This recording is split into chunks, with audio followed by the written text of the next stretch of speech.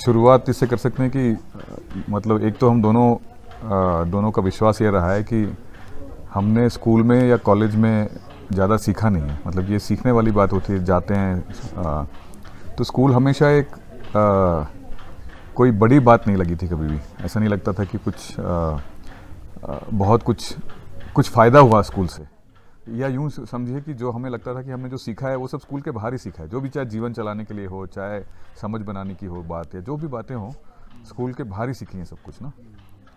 तो और ये हुआ था। और हमारे 3 बच्चे हैं तो स्कूल और ये रहा है कि हम दोनों ही थोड़ा ये स्कूली शिक्षा और जो कॉलेज वगैरह बड़ा आसानी से हो गया था हमारा। तो ऐसे कभी मुश्किल नहीं लगा था। साइंस के स्टूडेंट हैं, इंजीनियरिंग किया मैंने, उन्होंने कंप्यूटर साइंस किया है। तो एक तो बड़ी बात नहीं लगी थी, और एक ये पता था कि इसमें से कुछ ज़्यादा कुछ हासिल नहीं हुआ हमको। दोस्त मिले थे कुछ, तो ये लगता था कि ये है, और कुछ अनुभव हुए थे, जो एक्सपीरियंसेस जो जिसमें से निकल के आते हैं, ये चीज़ें थी। लेकिन इसके लिए हमें जो देना पड़ता है वो बहुत बड़ी बात लग रही थी हमको। तो हमारे 2 बच्चे स्कूल जाना, वो कहानी आप सुनाओ तो ज़्यादा अच्छा होगी। एक बच्चा जा रहा था स्कूल 4 साल, हमारी बड़ी बेटी गई। उसके बाद दूसरा बेटा स्कूल जाना शुरू हुआ। अगले साल तीसरे वाले का जाने का टाइम था।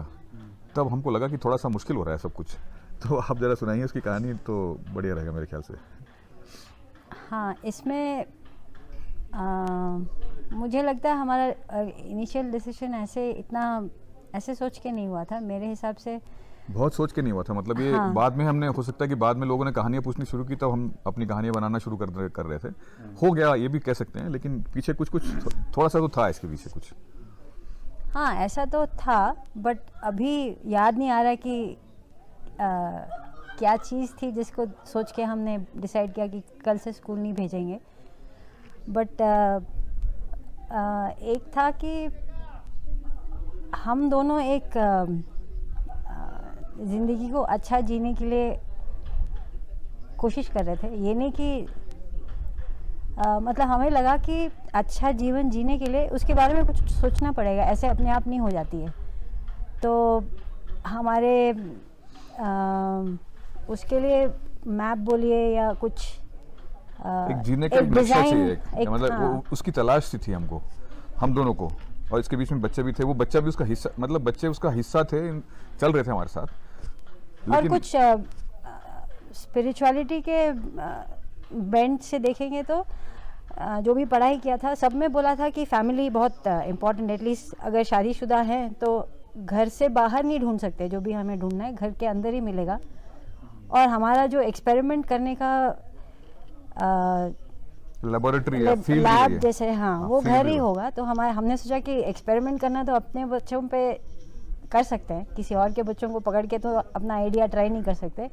ऊपर से इनिशियली हमने तो 1 साल का ही लोगों को बताने के लिए भी कि 1 साल देख लेते हैं, बच्चे अभी छोटे हैं, अभी टाइम है, और देख लेते हैं अच्छा चलता है कि नहीं। और हमने उस टाइम इंटरनेट इतना एक्सेसिबल नहीं था, इतना इन्फॉर्मेशन भी नहीं आ रहा था। पर हमने सुना कि यूएस से लोग जो वापस इंडिया आते हैं उनको हमारे स्कूल अच्छे नहीं लगते, तो होम स्कूलिंग का ऐसे एक आइडिया थोड़ा एक मूवमेंट से चल रहा है, सुना हाँ, हमने कि बेंगलुरु में हुआ। बहुत सारे लोग हैं जो जाते नहीं है स्कूल वगैरह, इस तरह की कहानियाँ। और वो वैसे यूएस में तो पॉपुलर है, बट इंडिया में अभी नई आइडिया है।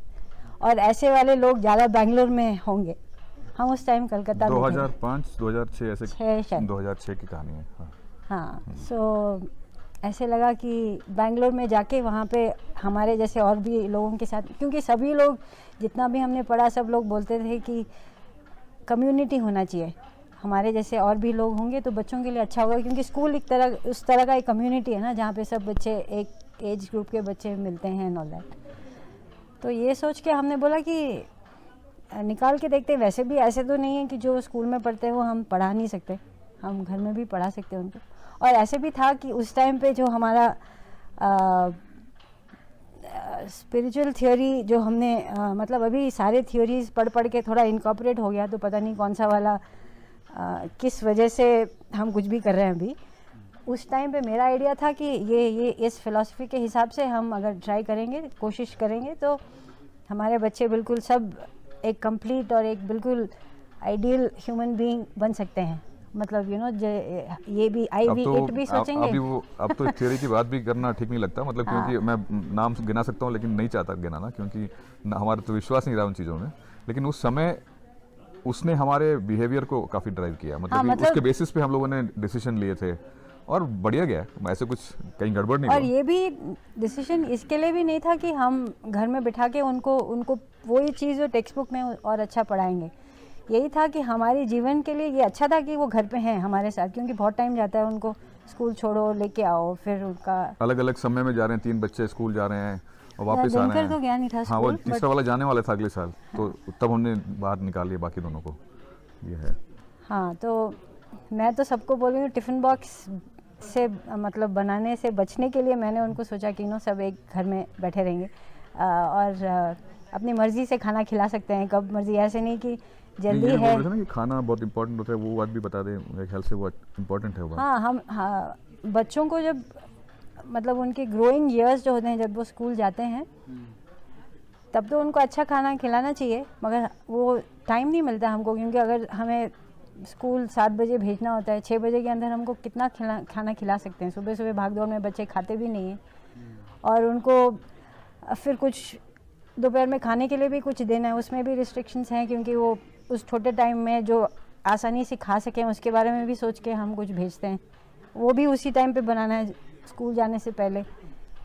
और फिर घर आते हैं, फिर मुझे लगा कि अगर हमें बच्चों का हेल्थ इम्पॉर्टेंट है तो ये तो बहुत बड़ी हिस्सा है इसका, मतलब जो खाते हैं और जैसे खाते हैं उसको, भाग दौड़ में नहीं। और हमारा बनाने की मतलब जितना एफर्ट हम उसमें लगाते हैं, ये तो है इस दिन का, ये हमें प्लान करके कुछ, मतलब उस टाइम पे मैं तो नहीं सोच रही थी उनका, मुझे लगा कि टाइम फ्रेम बहुत कम है उनके, अभी तो लगता है कि ज़रूरत नहीं है इतना सब सोचना उसके बारे में, बट उस समय ऐसे था कि ये ठीक नहीं है, टिफ़िन बॉक्स से बचना है बनाने से बचना है किसी तरह।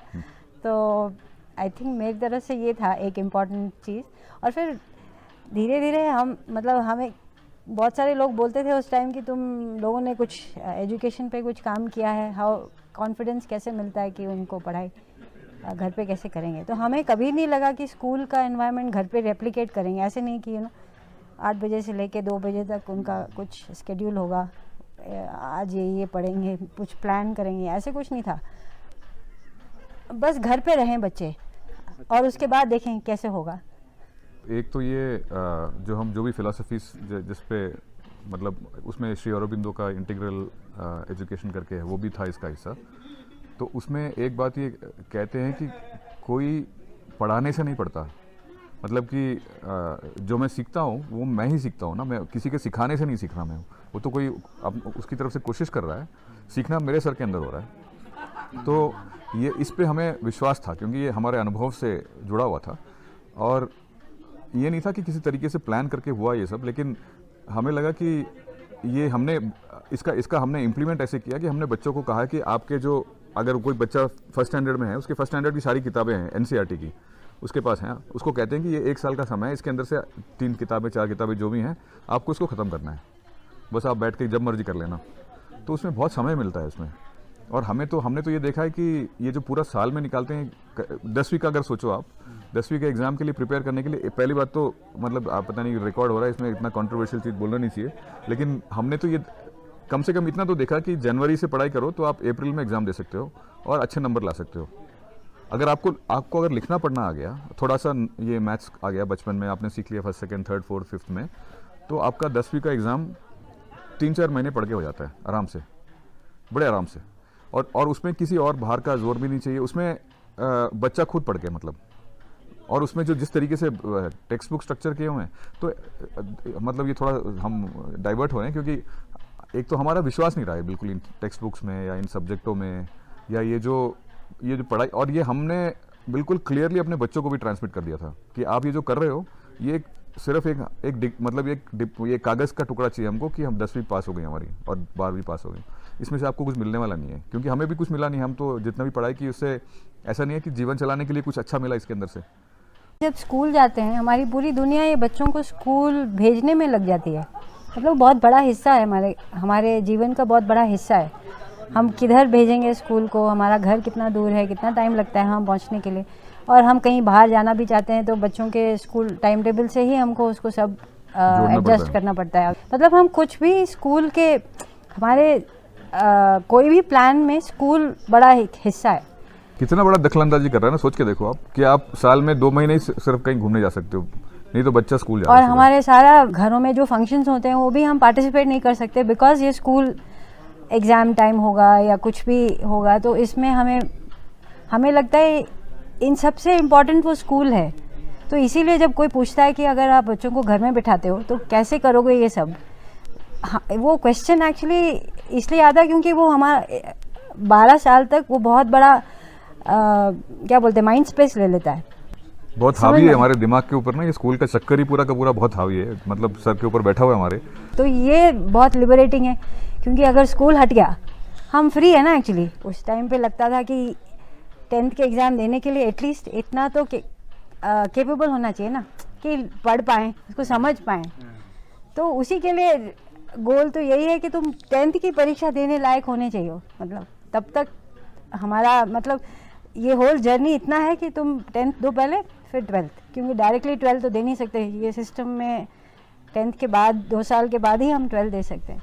तो whole journey is about clearing those 2 exams. तो ये सवाल बहुत आता था कि तुम करते क्या हो सारा दिन। मैं भी घर से बीच में नौकरी करता था, बीच में काफ़ी नौकरी नहीं भी करता था, तो ये लोग पूछते थे तुम करते क्या हो, इतने 5 लोग घर के अंदर या जो भी मतलब घूम रहे हो इधर उधर, हो क्या रहा है दिन में। तो एक बार एक दिन मैं बैठ के लिस्ट बनाया मैंने ऐसे ना कि क्या क्या होता होगा दिन सुबह से लेकर शाम तक, तो कुछ 35 चीज़ें निकल गई उसमें से ना। तो ऐसे ये स्कूल ये जीवन के मतलब हमने हिस्सा बना रखा है, उसको आप हटा दो तो जीवन चलता है आराम से। बाकी मतलब बहुत छोटा हिस्सा है हमारे जीवन हाँ, का। हमारे ये सब पूरी पढ़ाई, किताब पढ़ना, एग्ज़ाम देना, हमारे बच्चों के अच्छे नंबर आए थे 10वीं 12वीं में, मतलब आराम से हो गया, बिल्कुल सहज रूप से हो गया, बिना किसी के माथापच्ची करे, बिना ट्यूशन के, बिना किसी के मारपीट के, आराम से हो गया। साइंस स्टूडेंट थे तीनों बच्चे। एक्चुअली लगता है कि स्कूल जाते भी तो भी ठीक है, इतना बड़ा वो हाँ, कुछ इतनी बड़ी बात प्रॉब्लम नहीं थी, है। इतनी बड़ी बात ऐसे हम क्योंकि झगड़ा हम- करके नहीं निकले थे स्कूल से हम क्योंकि लोग। हम लोग भी तो स्कूल से ही निकले हैं, ऐसे नहीं कि हम स्कूल जाके हमारी ज़िंदगी ख़राब हो गई। तो एक्चुअली इंडिविजुअल के ऊपर ही होता है कितना हम उसको अफेक्ट करने देते हैं। मुझे लगता है कि बहुत बढ़िया गया, हमारे लिए भी बढ़िया गया, हम दोनों के लिए और बच्चों के लिए भी बहुत बढ़िया गया। गलती हो गई हमसे सपोज, मुझे लगता है कि गलती नहीं हुई लेकिन हो गई तो क्या करेंगे। गलतियां तो करते हैं ना हम सारे टाइम। हाँ सर, स्कूल भेजना भी तो गलती हो सकती है, होता है ना, बच्चा कहता है गलत स्कूल भेज दिया। हेल्दी डिस्कशन होता है बट हम कंट्रोल नहीं कर सकते कि वो उनको लगता है हमने गलत किया है तो ठीक है, कोई प्रॉब्लम नहीं। हमें लगता है कि वी कैन हैंडल दैट। मतलब हम क्या कर सकते हैं। हाँ, हमारे उनके सोच पे कंट्रोल नहीं है ना।